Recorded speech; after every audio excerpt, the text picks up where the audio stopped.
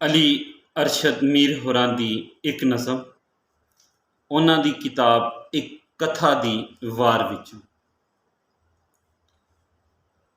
ਇੱਕ ਇੱਕ ਕਰਕੇ ਹੱਟੀਆਂ ਖੁੱਲੀਆਂ,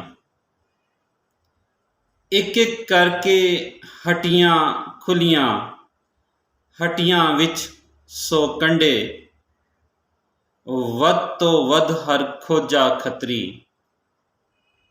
ਸਭੋ ਗੁਰੂ ਦੇ ਝੰਡੇ ਤੇ ਚਾਕ ਚਾਕਰੀ ਵੇਚਣ ਆਏ, ਰਣ ਵੀ ਮਾਲ ਚਟੋਰੀ, ਚੁੱਕ ਲੈ ਵੰਜ ਤੱਕ ਨਸਬ ਪੀੜੀਆਂ, ਰਾਂਝਨ ਹੋ ਗਿਆ ਚੋਰੀ। ਤੇ ਨਾ ਕੋਈ ਲਾਟ ਖਿੜੇ ਸੁਲਫੇ ਦੀ, ਨਾ ਕੋਈ ਅੱਖ ਚਸਕੋਰੀ, ਨਾ ਕੋਈ ਅੱਖ ਚਸਕੋਰੀ। ਇੱਕ ਹੋਰ ਨਜ਼ਮ, ਮੁਸ਼ਕਲ ਵੇਲਾ।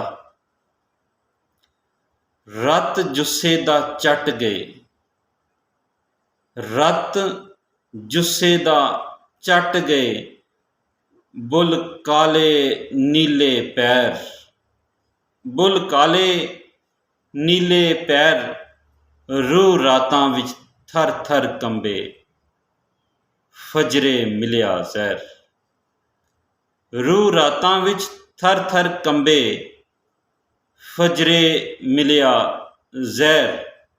ਤੇ ਪੋਰ ਪੋਰ ਚੰਨ ਕਲਿਆਂ ਅੰਦਰ, ਨੱਚਿਆ ਕਾਤਲ ਸ਼ਹਿਰ, ਤੇ ਜੰਗਲ ਵਿੱਚ ਅੱਖ ਟੁਰਦੀ ਰਹੀ, ਜੰਗਲ ਵਿੱਚ ਅੱਖ ਟੁਰਦੀ ਰਹੀ, ਪਰ ਗਈ ਪਾਣੀ ਵਿੱਚ ਠਹਿਰ, ਰਤ ਜੁੱਸੇ ਦਾ ਚੱਟ ਗਏ, ਬੁੱਲ ਕਾਲੇ ਨੀਲੇ ਪੈਰ।